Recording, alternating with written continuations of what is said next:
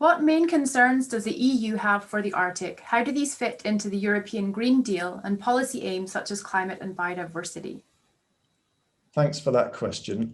Clearly, although I do a lot of these events of sort of webinars and discussions with journalists, and one of the things that people are most interested in is the idea that there is geopolitical, geostrategic tension in the Arctic, and that the military buildup is somehow the biggest potential threat. For us, the biggest issue facing the Arctic and the biggest threat to the Arctic regions is the threat of climate change.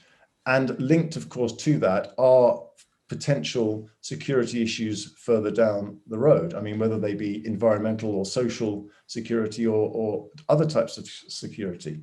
So the battle against climate change really is the big issue facing the Arctic at the moment, as far as we're concerned. And it doesn't just face the Arctic. What happens in the Arctic is going to affect the whole world. So we are trying to sensitize people to the fact that this isn't just an issue for the Arctic and for the Arctic states, but it's an issue for everybody. And I think that fits perfectly with the main priority of the von der Leyen Commission, which is the EU Green Deal, and post-COVID, the green recovery from the effects of COVID. So I think it fits in perfectly. I mean, what better illustration is there of the need for the European Green Deal than what is happening in the Arctic? So we can use this to strengthen our case when we come up with our updated policy. It's a question of working internationally on global climate change, but also hopefully helping innovators and researchers and business people within the Arctic to find local Arctic solutions to mitigate the effects of climate change.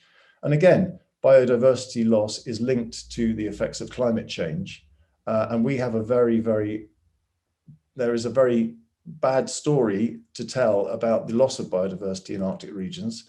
But I'm glad to say that the European Union has a rather strong set of biodiversity legislation and nature legislation, which doesn't just apply in the 3 European Union countries in the Arctic, the Kingdom of Denmark, Finland, and Sweden, but also in Iceland and Norway, thanks to their membership of the European Economic Area.